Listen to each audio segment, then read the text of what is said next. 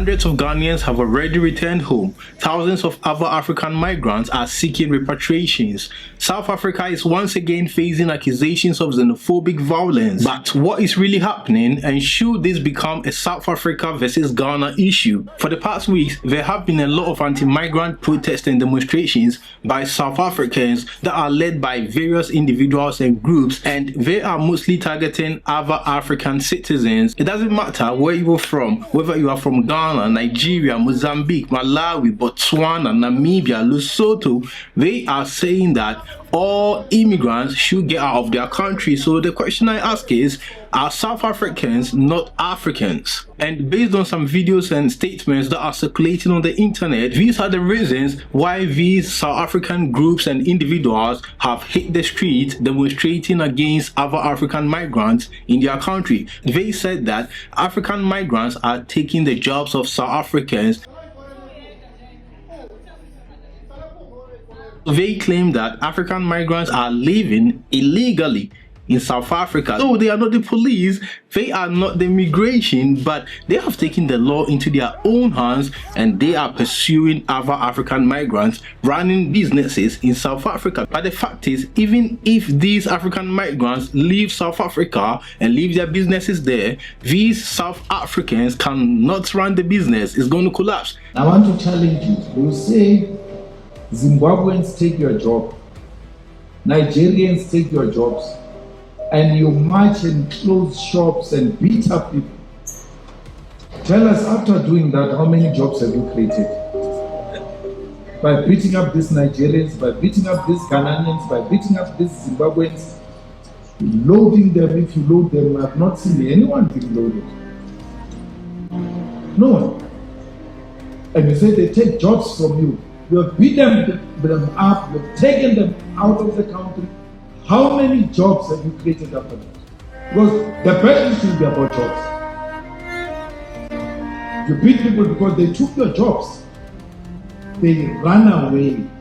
You close a shop that hires 5 people and say they take our jobs. After closing that jobs, how many jobs have you created? Unskilled men with no skill, none whatsoever, say somebody took their job. The only skill they know is to drink intelligence, in pace, and all of that nonsense, and want to pretend like they are revolutionaries as well.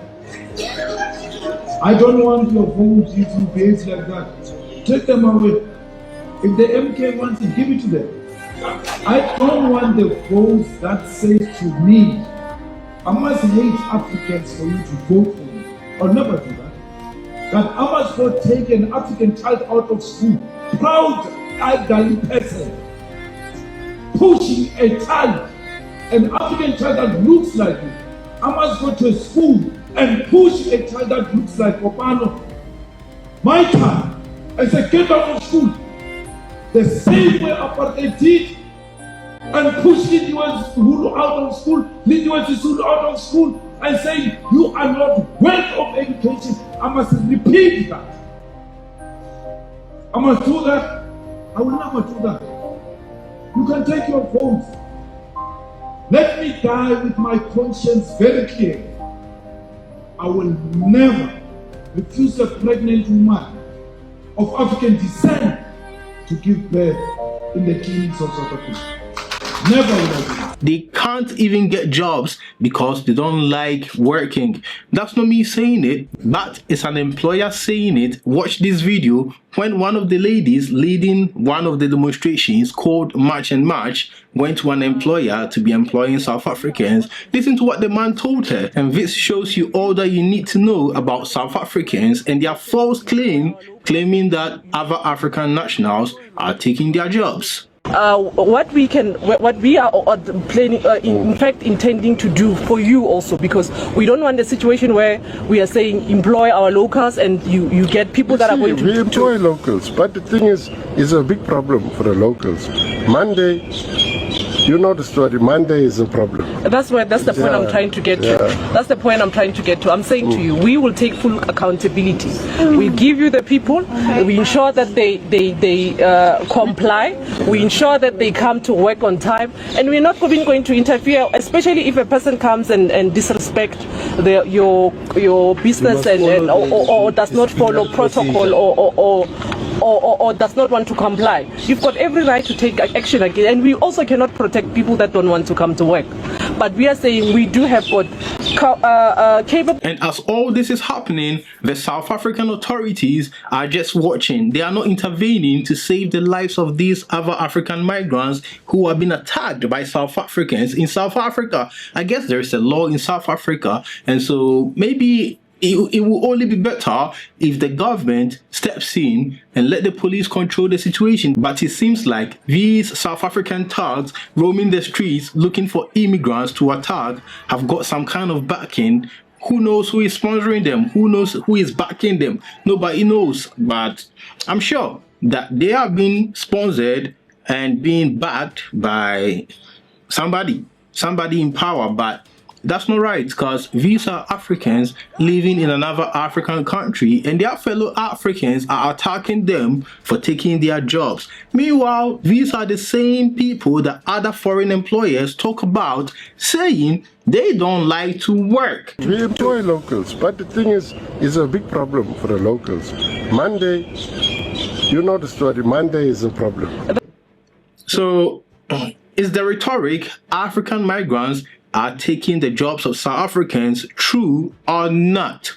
And most of the times, these other Africans who come to South Africa, they just do their own businesses. They don't go to employers for them to be employed. No, they do their own businesses, whether it's selling of fruit or something. But I don't know, maybe these are the businesses that South Africans love to do, and these other African countries, or these citizens from other African countries, are doing that business. And so the jealousy of it makes them attack them or claim that these guys are taking their jobs. And this is what even this white woman had to say. So I'm supporting it because I think the attack on immigrants at the moment is also an attempt to make South Africans look away from the things that are standing in the way of delivery of what everybody needs. What are some of the issues as far as anti-foreigner sentiments and actions are concerned that you are complaining about today, that you have seen? So I think things like blocking clinics, saying clinics can only be for some people. Okay, and it's a problem because if the, sorry, excuse me. No, that's if the clinic queue gets shorter, I think budgets are going to be further cut, which is already the problem, not that some 5 to 10% of people in our country were born elsewhere. How do you think the government of South Africa should intervene? We have seen these anti-foreigner sentiments growing. We have seen sometimes violence being implemented by those that are evicting foreigners from their trading stores. Yes. How do you suggest the government should deal with this? Well, I think they're supposed to, if they were serious about being for human rights and against racism, then I think they would intervene to stop those kinds of things. But I fear actually that a lot of the anti-immigrant sentiment is actually coming from the top. So that is part of the problem that I fear we face.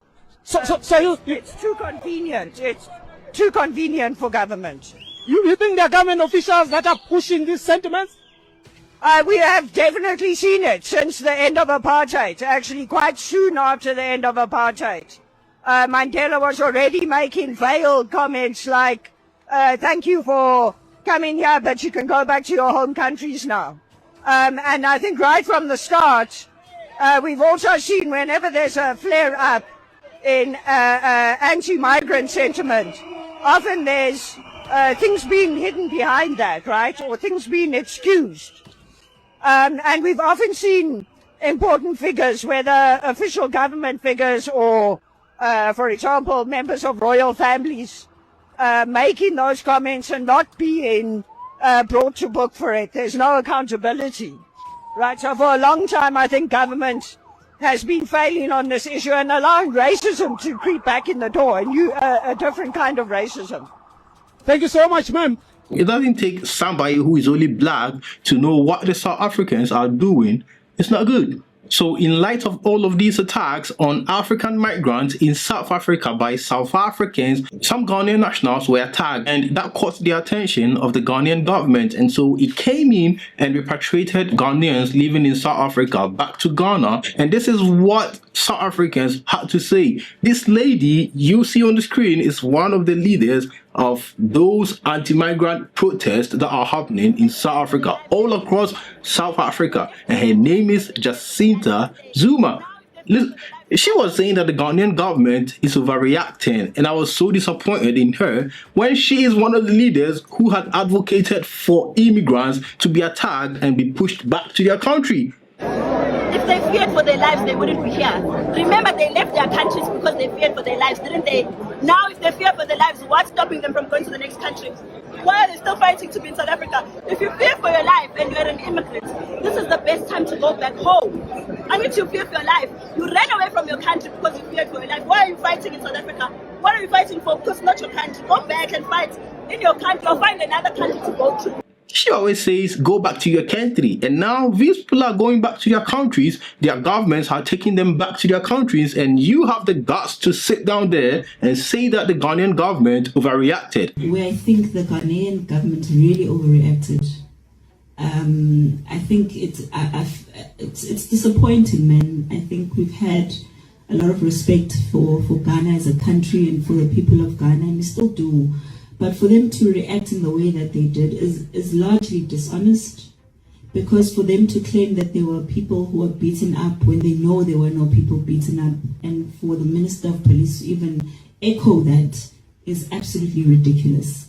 What we saw in that video was Victoria Africa talking to someone who had broken the laws of the country, come in illegally, come in legally and stay illegally, which is something a lot of foreign nationals do. Were you expecting more Ghanaians to be killed or harmed before the Ghanaian government steps in to take its people back to Ghana? The same way your government loves you so much and allows you to attack other African migrants in your country, the same way the Ghanaian government also loves Ghanaians and so decided to come for its people. That's it, as simple as that. The same way Ghanaian lives were in danger is the same way all other African nationals have their lives in danger. So I guess it's about time that all the other governments in Africa go in there and get their citizens and repatriate them back to their various countries, because these South Africans who are black like us, who are Africans like us, are not willing to stop. They don't want other Africans in their country, so it's best and fair that we leave them alone.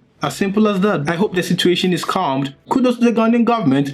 They are doing an amazing job of caring for their citizens abroad. Stay safe out there. If you're an African brother, sister living in South Africa, you gotta be safe. So let me know what you think down in the comment section. Do you think that South Africans are going too far with their attacks on other African migrants? Let me know your thoughts down in the comment section. Don't forget to subscribe and like the video. I'll catch you in the next one.